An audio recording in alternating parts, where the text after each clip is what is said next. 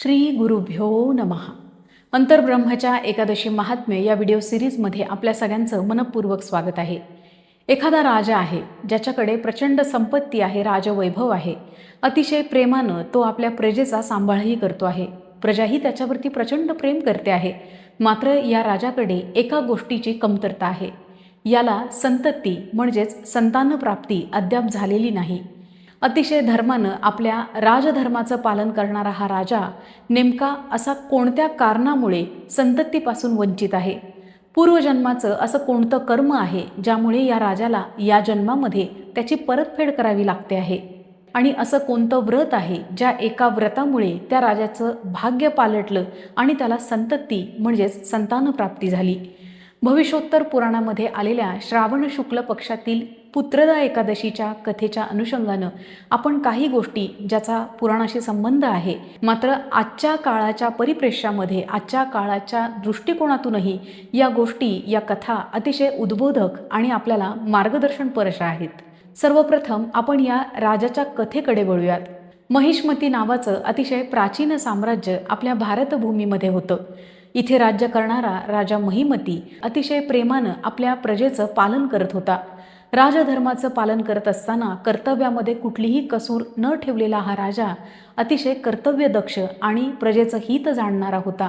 आपल्या कृत्यातून, आपल्या राजधर्माच्या माध्यमातून तो इतरांच्या आयुष्यामध्ये आनंद, समाधान आणि शांतता निर्माण करण्यामध्ये माध्यम म्हणून काम करत होता. मात्र या राजाच्या आयुष्यातच एक भळभळती जखम होती. ती म्हणजे या राजाला अद्याप संतानप्राप्ती व्हायची होती. आपला हा विस्तारलेला राजवैभवाचा पट पुत्र सौख्य नसल्यामुळे आपल्याला नीट उपभोगताही येत नाही या भावनेनं या राजाला कायमच घेरलेलं होतं. एके दिवशी भर दरबारामध्ये राजानं आपल्या मनातली ही जखम सगळ्यांसमोर उघड केली. आपल्या दरबारामध्ये उपस्थित असलेले गुणीजन यांच्यासमोर राजानं हे दुःख बोलून दाखवलं. खरं तर राजदरबारात उपस्थित असलेल्या गुणीजनांना आणि राजाच्या प्रजेलाही राजाच्या या दुःखाची कल्पना होती. त्यामुळेच सगळेजण आपापल्या परीनं या दुःखाचा परिहार कसा होईल याचा शोध घेऊ लागले. असा शोध घेतानाच राजानं वनात जाऊन एखाद्या महान तपस्व्याची मदत घ्यावी असं सर्वानुमते ठरलं आणि त्याप्रमाणे राजा वनामध्ये निघून गेला. पुत्रप्राप्तीच्या अभिलाषेनं वनामध्ये गेलेल्या महिमती राजाची आणि महर्षी लोमश यांची भेट झाली. महर्षींनी राजाचं वनात येण्याचं आणि त्याच्या दुःखाचं कारण समजावून घेतलं आणि क्षणभरासाठी डोळे मिटले. ध्यानस्थ झालेल्या लोमश ऋषींना महिमती राजाच्या पूर्वजन्मातील एका घटनेचा पट उलगडताना दिसला. या पूर्वजन्मामध्ये महिमती राजा हा वैश्य म्हणजेच व्यापार करत असे. मात्र तो व्यापार धर्माच्या विरुद्ध म्हणजेच इतरांची फसवणूक करणारा होता. आपल्या फायद्यासाठी आणि व्यापारवृद्धीसाठी तो अनेकदा चुकीच्या मार्गांचा अवलंब करी आणि स्वतःचंच पोट कसं भरेल, स्वतःला फायदा कसा होईल या अप्पलपोटेपणामध्ये तो जीवन जगत होता. असाच एके दिवशी तो व्यापारासाठी वेगवेगळ्या ठिकाणी फिरत असताना कडक उन्हामुळे त्याला प्रचंड तहान लागली. आपली तहान भागावी यासाठी तो पाण्याचा शोध घेऊ लागला. काही अंतरावर एक गाय आणि वासरू एका ठिकाणी पाणी पित असताना त्याला दिसले. तो लगबगीनं तिकडे गेला आणि त्यानं गाय आणि वासरू यांना हुसकावून आधी स्वतः पाणी प्यायला. पाणी प्यायल्यानंतर तो तिथून निघून गेला.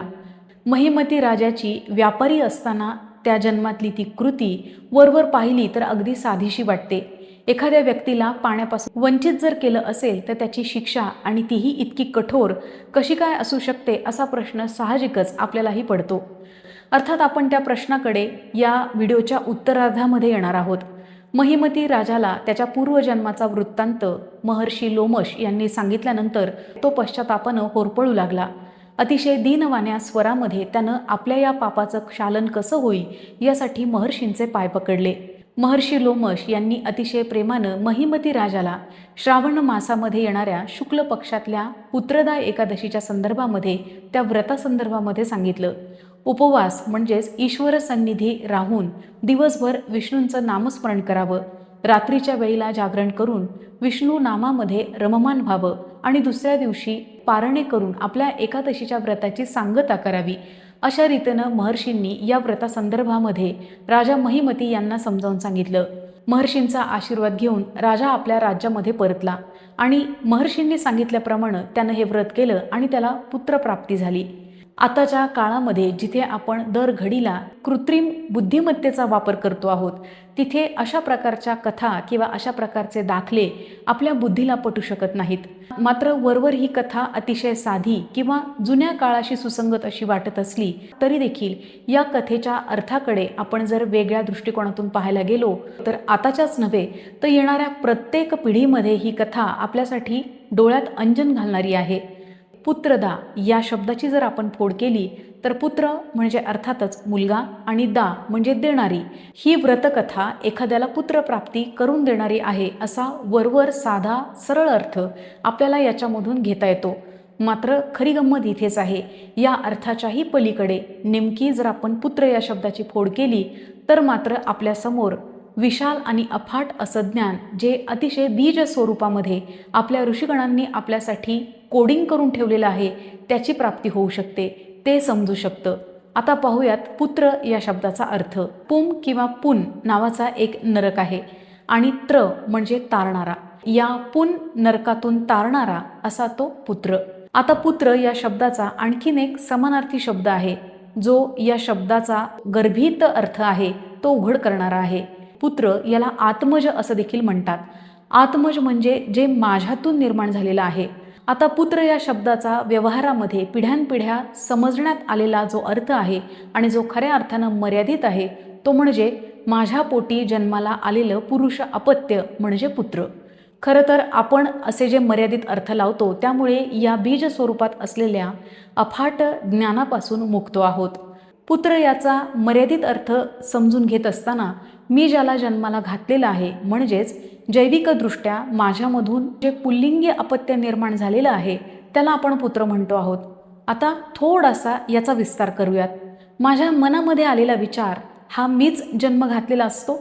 माझ्या मनामध्ये एखादी नवी कल्पना ज्यावेळेला येते, एखादी गोष्ट मी करण्याचं ज्यावेळेला ठरवते, अगदी सहजपणे आपण म्हणतो अमुक अमुक विषय हा तमक्या तमक्याचं ब्रेन चाइल्ड आहे. इथे देखील बुद्धीनं जन्माला घातलेलं ते माझं असं आपण म्हणतो आहोत. पुत्र या शब्दाचा अर्थ विस्तारानं समजून घेत असताना दर क्षणाला आपल्या मनामध्ये विचार स्वरूपामध्ये जी जी स्पंदनं निर्माण होत आहेत ती देखील आपले आत्मज आहेत. आता पुन्हा व्यवहाराच्या पातळीवरती येऊयात. अनेकदा आजच्या काळामधले पालक तक्रारी करताना दिसतात. आमचं मूल आमचं ऐकत नाही, सांगितलेलं करत नाही, एका जागी बसत नाही, काय त्याच्या मनात चाललेलं आहे ते आम्हाला समजत नाही. या सगळ्या प्रश्नांची उत्तरं आपण जन्माला घातलेल्या अपत्यामध्ये आहेत असा आपला भ्रम असतो. मात्र वास्तव ते नाही. ते वाढत असताना, त्याची घडण होत असताना आपण जे संस्कार त्या अपत्यावरती करत आहोत त्या संस्कारांमध्ये त्याचं चारित्र्य घडतं आहे आणि अर्थातच त्याचा सगळ्यात आधी जो काही लाभ किंवा तोटा होतो तो म्हणजे कुटुंबियांना आणि मग विस्तारलेल्या अवस्थेमध्ये मित्रपरिवार आणि नातेवाईक मंडळींना. कुठलीही व्यक्ती जन्मानं कधीही बाद अशा स्वरूपाची नसते. ती बाद होण्यामध्ये वेगवेगळ्या गोष्टी, वेगवेगळ्या घटकांचा अतिशय महत्त्वाचा सहभाग असतो. अगदी छोटं उदाहरण पाहूयात. ज्या दाम्पत्याला अपत्य सुख प्राप्त होत नाही त्यांना त्या सुखापासून वंचित राहिल्यामुळे अपत्याची किंमत कळलेली असते. मात्र ज्यांना सहज नैसर्गिकरित्या जर अपत्य सुख प्राप्त झालं तर त्यांचा त्या गोष्टीकडे पाहण्याचा दृष्टिकोन हा भिन्न असतो. तसं पाहिलं तर आपल्या भोवताली असणाऱ्या प्रत्येक गोष्टीमध्ये आपल्याला नेहमी दुरुस्ती करावीशी वाटते. थोडंसं आतमध्ये जर आपण डोकावलं तर त्या दुरुस्तीची सुरुवात ही आपल्यापासून होते. या एकादशीच्या निमित्तानं पुत्र या शब्दाचा आपण घेतलेला मर्यादित अर्थ जर आपण विस्तारून स्वतःच्या बाबतीत का होईना जर बदलू शकलो तर मला वाटतं आपल्याला खऱ्या अर्थानं पुत्र या शब्दाचा अर्थ कळलेला आहे. दुसरा एक महत्त्वाचा घटक म्हणजे जैविक दृष्टिकोनाच्या पलीकडे जाऊन ज्या ज्या गोष्टी आपण निर्माण करत आहोत त्याची सर्वार्थानं जबाबदारी ही आपल्यावरती आहे. आपला पालक म्हणून असणारा जो धर्म आहे तो फक्त आपण ज्यांना जन्माला घातलेला आहे त्या मुलांच्याच पुरता मर्यादित नाही, तर आपण जे विचार करतो, ज्या कल्पना आपल्या डोक्यामध्ये येतात आणि ज्या आपण प्रत्यक्षात आणण्यासाठी खटपट करतो त्या सगळ्या गोष्टींची अदृश्य जबाबदारी ही आपल्यावरती आहे. पुत्रदा एकादशीच्या निमित्तानं तिचा व्यावहारिक अर्थ तर आपण समजलोच आहोत, मात्र त्याच्यामध्ये असलेला बीज स्वरूपातला पुत्र या शब्दाचा विस्तारलेला आध्यात्मिक अर्थ जर आपल्याला समजता आला किमान आपल्यापुरता तरी देखील या व्हिडिओची सार्थकता झाली असं मी म्हणेन.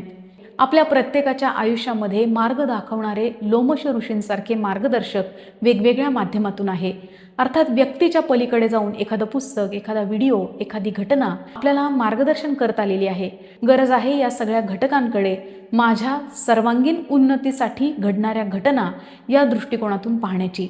आपल्या सगळ्यांच्या आयुष्यामध्ये हा दृष्टिकोन लवकरात लवकर निर्माण होवो आणि तो उत्तरोत्तर वृद्धिंगत होवो ही प्रार्थना आपल्या सगळ्यांच्या वतीनं आपल्या सगळ्यांच्यासाठी श्री विष्णूंच्या चरणी अर्पण करते आणि आज या व्हिडिओमध्ये इथेच थांबते. पुन्हा भेटूयात पुढच्या एकादशी महात्म्याच्या निमित्ताने. तोपर्यंत राम कृष्ण हरी.